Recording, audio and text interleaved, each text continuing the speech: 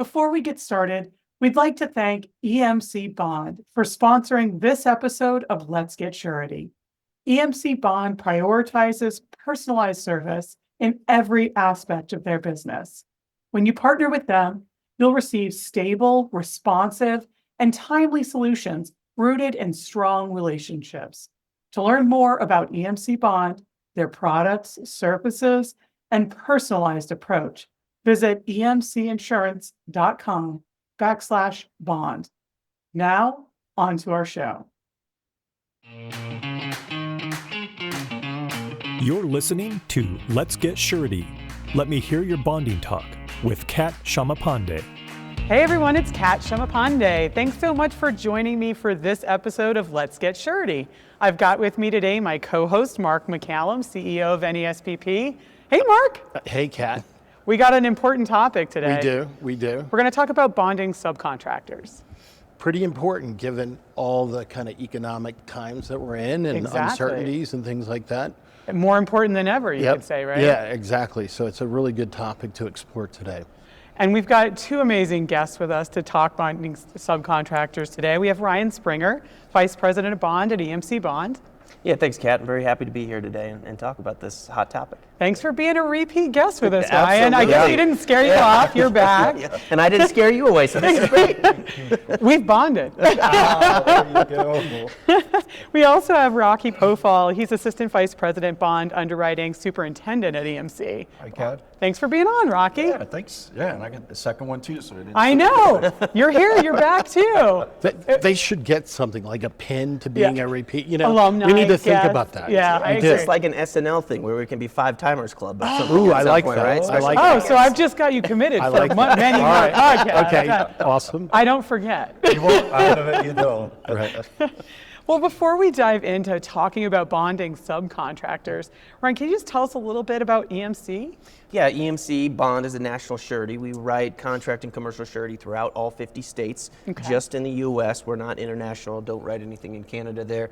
We have 12 regional offices spread throughout the country, handling bonds in all different states, a T-listing of around 200 million, so we can cover the middle market and the little middle market plus, and then all the way down to, your $1 million and less contractors. Yeah, great. That's terrific. So with that business, you must do a lot to help subcontractors in bonding them. Absolutely, and being in that middle market space, right? Yeah. There is a lot of subcontractors because, in our space, we're not going to be writing those jumbo, huge, big GCs. Right. But we're going to write a lot of subcontract bonds to those large GCs, Right. right?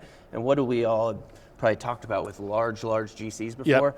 Onerous contract terms and things like that, right? So those subcontractors really, especially if it's the first time you go out there and work for somebody, you have to go in with your eyes open. And as a surety who has kind of a national reach and has seen a lot of the contracts and how things go with some of these large GCs, we can bring that sort of expertise to our subcontractors when they're going to work for a Walsh, a Tudor Perini, somebody like that for the first time. Wow, that's being a great resource. It is. It is. It's a big value to us. Like his experience and background in legal is just priceless. That our agents love having that. Yeah, and I will say, in the last year and a half or so, the legwork of reviewing a large, giant, onerous contract is all of a sudden a lot easier when you feed it into Copilot or ChatGPT. And the best subcontractors out there are doing that themselves and coming to us now with questions. Oh, what can I do about this, right? Or there's this soldier on clause where they can stop paying me, but I have to do the work. Is there anything I can do? Sometimes, especially if it's more of a niche subcontractor and best in class, they might be able to negotiate that, right? Yep. Other subcontractors don't have that amount of leverage with the large GCs, so they just need to go in with their eyes open, and what we tell them is know what's out there and understand the large GCs are going to do a very good job of documenting everything about that project. Right. You need to do the same, and you need to really make sure you're following that contract to the T as far as notice requirements and things like that to make sure you're protecting yourself in the event there's change orders or other things. So you can't just feed that into AI. You need to read it too and know what's in there, right? No, It's gotta be AI is a nice tool, but it doesn't replace people. Certainly not yet. Right. So I mean, it's more there to issue spot and be more efficient, Yes. right? Yep. But you probably need to have your experienced people and also their legal counsel helping guide them through that. Yeah, I absolutely. imagine. A lot of times when that comes up, one of the first conversations we have is, yes, we're going to talk to you about that. We'll walk you through some of these terms, Nice. Yeah. but talk to your attorney too. Talk to Yeah. counsel. Right. Do that now versus after there's a problem, because that's going to set your counsel up and you to have a much more productive project. But having your underwriter and your producer as resources for Yes. that as well is invaluable, I'd imagine. Well, and you have these high-profile projects, these big data centers and things that Yep. are going. These subcontractors. There's are a going lot to- of subcontractors There when are it a comes lot. to that type of project, and right? the damages and everything. If they don't understand what's going on, and then these big GCs they're controlling that thing, and Yeah. they're paying for it. Right. They're paying extra money for these subcontractors to do it. Yeah. The best of class contractor. Yeah. Yeah, I think the data centers are a great example, right? Yeah. For what's going on in the subcontractor market now. Because, let's take an example of like an electrical contractor, right? Right. Electrical's doing well for years and years. All of a sudden, there's these data center projects, and maybe they've been doing $5 to $10 million jobs, right? There's not a ton of huge electrical, or there weren't back in the day, but all of a Right. sudden, 5 to 10 needs to go to 65 million single project, right? Yeah. And how do you take that subcontractor that's been on a 5 to 10 to that 65, right? Yeah. And so there's different things like we talk about with the subs, and we look at it, and the subs need to understand. Number one is you got to understand your contract a little better. Yeah. Number two, the questions that your surety is going to have out there is, okay, is this work on, say, this data center different than the work, or is it the same type of work, there's just a lot more of it. Just a bigger And a scale. lot of Yes. what we're seeing is it is just a lot more of it, right? So, and then you can kind of cut that down even further, where you look at it and say, okay, how much of this 65 is materials, right? Because materials are different. You know, Right. it's just more wire, right? Right. So there are ways to cut that up, but more and more, that's what you're seeing from subcontractors, especially as we went through that kind of 22 and 23 inflationary cycle that stretched balance sheets, and now we're kind of in another one, especially in those markets where those balance sheets are going to get doubly stretched, and it's those conversations, and to have it with your producer, with your broker, and with your surety early on sets you up to take advantage of those opportunities, because Rocky's right, those data centers are paying very well, and those are very, very good, highly profitable projects for subcontractors to get when they can. But do they see those as also somewhat an aggregation of risk? Is it, that's Some a lot of on them their do. plate, right? Yeah, some of them do. That was a real and- life one that he was just Yeah. talking about. That we kind of had to help educate. Like, look, there's a Yeah. lot more retainage from when you were doing Yes. Right. $10 million jobs, and now you're doing a $65 million job. Yep. How are you going to cash flow that? We always look at it as we only give them like so many first. Like, hey, you first time you did this, first Yeah. time yep, Right. you're out. but it's important they understand. And I think they do, but the dollar amounts that these data centers are paying subcontractors to get the work done, it's very enticing to them to. You don't want Right. the subcontractor to have all their eggs in one basket, especially Right. like Rocky says, we'll get a 10% retainage there. You're going to have to be able to cash flow some things, right? Because sometimes the subcontractor certain GCs can stick them into almost a financing role of the project because of that.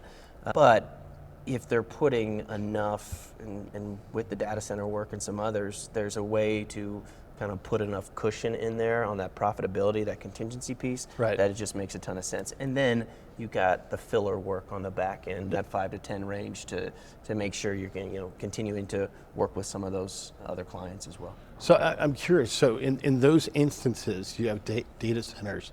What does that do for the local workforce? And then if you're bonding other subs in that area, what are you thinking about when you're underwriting those folks? That is one of the number one questions I think any surety is going to ask when you're stepping Yeah. up in that project. Says, okay, what's the labor, right? And that's a little bit why you ask that first question. Okay, how much of this is materials? Because you pull that off the top, and then you're Right. Okay, the rest there's Changes the labor, picture. right? It does. And so Yeah. and then it depends.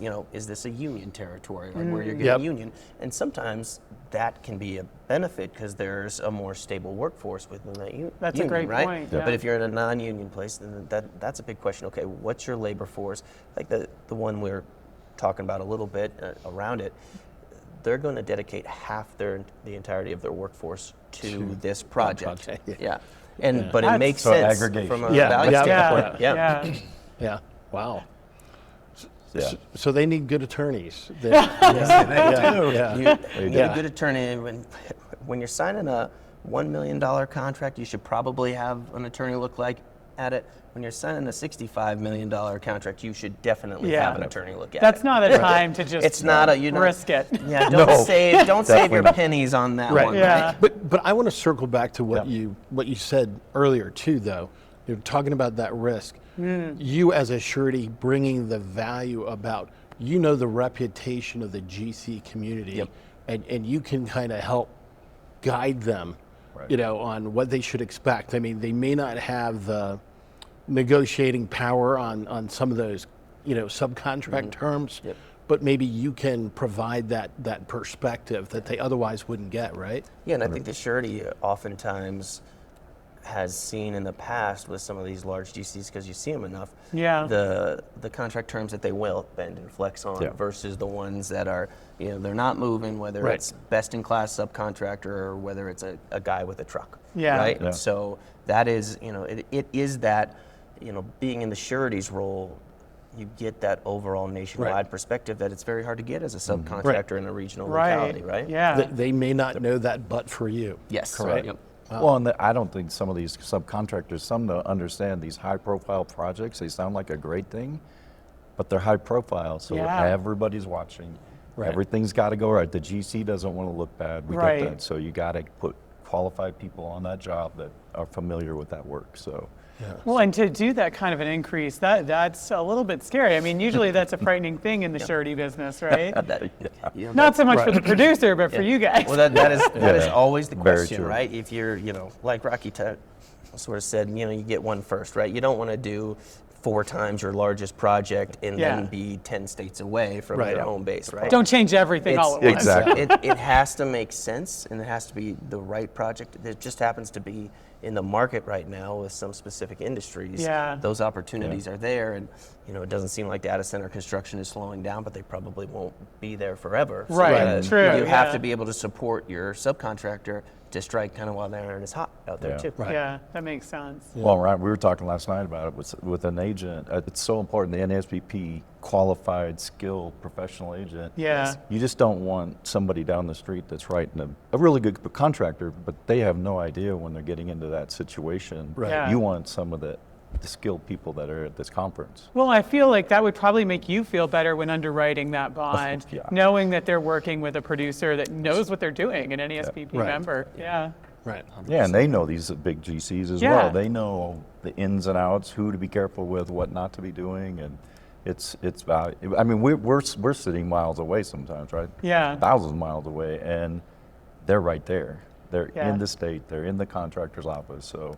And they probably know the GC as Oh, well yes, as the absolutely. sub. Yeah. And so, I mean, Right. that's going to give a whole different perspective because they can tell that story when they're talking to you. When Yes. a GC isn't the same in job A versus job B versus job C, a lot Right. of it is going to depend on the particular job, the particular project manager for that Mm. job. And in Right. certain localities, a GC may be excellent to work with and great for subs, and in another, just because of the project manager personnel differences, it might be a lot tougher. Right. Right. So Right. that local understanding that the NASBP agents bring is incredible. It's huge for us. Yeah. So electrical subs doing quite well. What about the rest of the sub world? Yeah. What are you seeing out there? Overall, I think the sub community is doing well.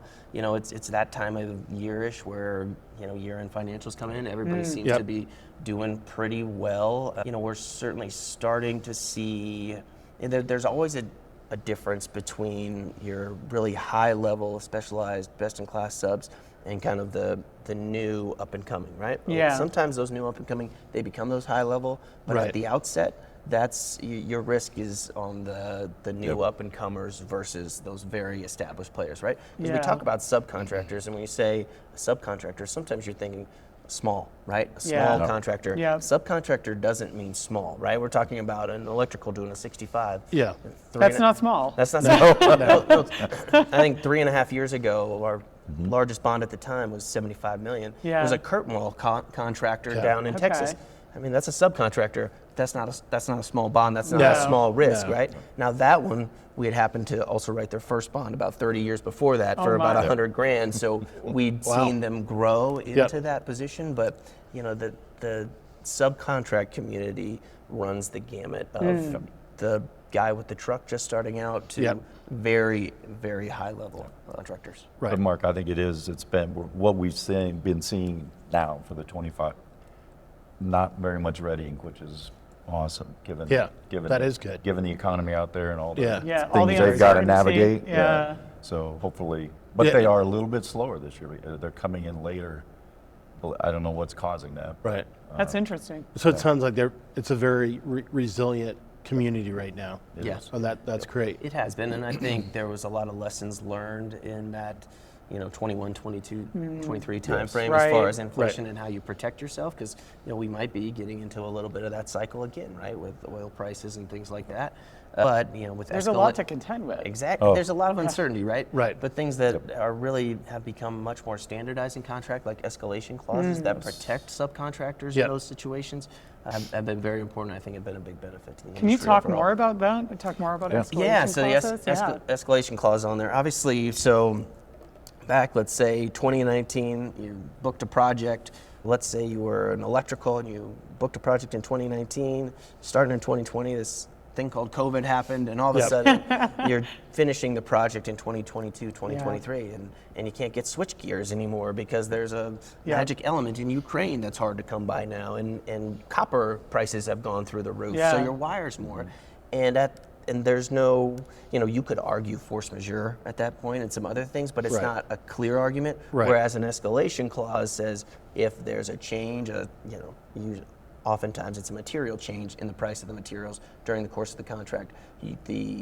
Whoever's upstream there, the owner is going to pay the difference there. And all of a sudden, folks who had bid $2 million and then it's going to cost them $3 million to complete that project, and it's causing huge issues with the balance sheet, Yeah. aren't in the same issues these days because Right. you're getting that bump up in your material prices and it's covering that additional cost. And generals are more accepting of having those clauses in the subcontract? Yes, because they want them just as much to They go need 'em. upstream. Oh, Right, okay. right. Yeah, Upstream. that Right. makes sense. Yep. Yeah. Yeah. So do you see other strategies that subs are employing, such as pre-purchase of materials, Yes. things like that, that maybe you didn't see as much before? Are Yeah. you seeing that now? I think so. Yeah, these higher profile, and it's the electrical contractors probably more than anybody are buying the big switch gear, the big things that are going into these data centers that have to be there. And now they know it, but I do think the supply chain could be an issue here Okay. if things don't change. Right. You went Yeah. from, we used to be able to get them for 6 months. Now Yeah. it's 18 months. But they know That's it a big now. switch. But they know though. it now. Yeah, true. Yeah. Right. So, Well, so I do think, electricals and others, there's a lot of contractors, subcontractors that have gotten smart about pre-purchasing materials, about making sure in the contract you're going to get paid for stored materials, right? Yep. Because then you're not financing the contract there. You get paid for stored materials, you're in good shape there. And there's also, like we talked about, a big jump in project size. One of the things that contractors have been able, if their bonding capacity just isn't there yet, Yep. but they're a really good sub and the GC really wants to work with them. Yeah. Sometimes you can set it up where the GC pays for the materials. Obviously, the overall Yes. contract price comes down, and then it's easier to get a bond. Yeah. Yep. So I just think an evergreen topic in the surety world, and particularly with subcontractors, is payment, and Yes, payment yeah. flow. We've seen, like in this state legislative season, you've seen introductions to reduce retainage and also for retainage bonds. Would you care to just talk a little bit about that? yeah, we've seen, the Northwest had it. Up in the Northwest, Yeah. it's one of the biggest areas that Right. started these retainage bonds. So over time, you knew it was going to start flowing out, but now Right. Colorado did one. Right. Yep. Utah's got Yeah. one. They're starting. Virginia's Virginia's considering got one. Yeah. We write them very frequently for our subcontractors. Okay. And just our general contractors. I'm not sure how many sureties write them by themselves. Right. Yeah. Right. If we're not writing the contractors, I think sureties would be a little nervous about doing that. Right. Right. And probably should be. Yeah, that Yeah. makes sense. Yeah. I do think it's a fantastic product overall, though, right? Because the subcontractors do need that liquidity because they're paying their suppliers, Yeah. their lower tier subs, and and it really is. Once you get through about 50% of a project, you pretty much know, if Right. that subcontractor is working out, right? So to have some of those funds released just kind of it greases the skid to have a productive finish to the project for the GC, for the sub, for the lower tiers as well. Right. There too. Kind of a related topic is you hear a lot about change orders and abuse Oh, of yeah. the Yes. system. So true. Is that, and you're probably providing advice also to your clients about making sure that they have best practices Yes. on change order? Here's the number one advice for a subcontractor doing a change order. Do not do the work without a signed change order. That's what happens over and Yeah. over. And then they come to us and like, well, they told us, they were going to pay for it, so we did the work. And they, contractors. But wanna without get a signed contract. Yeah. without We'll get the, it to without you. the change Yeah. order. Oh, Yeah. we'll give Right. it to you after it's done. All of a sudden, and not a lot of contractors do that No. because that's a little bit of a dirty pool right there, Yeah. right? But it does happen, and it's written right into the contract. You won't get paid for a change order work unless you have a signed change order. So Right. again, it's one of those things they need to go in with their eyes open. Now, I will say, if you get into court and you can prove their guy on site said to do this work and we'll pay for you, and you did it without a signed change order, Or they waived it by their Yeah. actions. exactly. Yeah. There are ways, But then you're having Yeah. to go through that whole time-consuming Yeah. process. once you're in court, Yeah. the expense is up, and yes, and then Yeah. you've already financed it. And some Yeah. subcontractors are working on thin margins, right? They Yeah. can't Right, do that. exactly. Right. They can't be around to have that fight. Well, and these projects that are so fast tracked to get done, Yeah. you can There's get a sense of urgency. yeah, you can get way back on a change order that you don't Yep. have, and they want you to work. So Yeah. it's Right. a tough thing. Right, absolutely. That's interesting. Well, are there any other best practices that you want to highlight for subcontractors out there? Something they should be paying attention to? It's a good question. I think the subcontractor world, I've been in it for 37 years. Just and- starting out, Rocky. Just starting out. And it's evolved. These subcontractors nowadays are Yeah. way far ahead of what was 25 years ago. Yeah. They've got more skilled teams. They're Yep. more educated when it comes to contracts, to systems that are tracking their field people that they used to didn't have. The generals always had it, But not so much but not the subs, yeah. subcontractors. So that's very important that when you're talking about these guys that need to take the next step up, what are you doing with job costing? How are you keeping track of stuff? Who's in charge of that? How long have they been with you? Just questions like that. Yeah, and I think it's the refrain throughout the surety market, right? Relationships matter. Yeah. And that's so true. for subcontractors too. If you got a GC that you have a good relationship with, and it's profitable for both of you, and it's good work with that GC. You Yep. don't necessarily need to go to every different GC out there. Now you want to have every opportunity you can have to work with good folks, but if you got somebody that you work well Right. with and you guys do well together, then let that GC feed you out there, because we've seen folks on our book be very, very successful Have that way. you? Yep. So it looks like it's good for subcontractors right now. There's a lot of work. You out guys have good news. Yeah. There's, Yeah. Yeah. There's a lot of work. There's a lot of work. good It's not activity. slowing down, and there were a lot of lessons the last few years that people have taken, and Yeah. it's been good for the industry overall, both construction and Yeah. surety. Right. Well, thanks for being on and talking through those lessons with us. I'm hoping that our listeners and their subcontractor clients get a lot out of this episode and take those lessons home. Thank you, Kat. Thanks for being on. Thanks, Kat. Thanks, Mark. You've been listening to Let's Get Surety, brought to you by the National Association of Surety Bond Producers. For more information about the NASBP and its members, visit nasbp.org.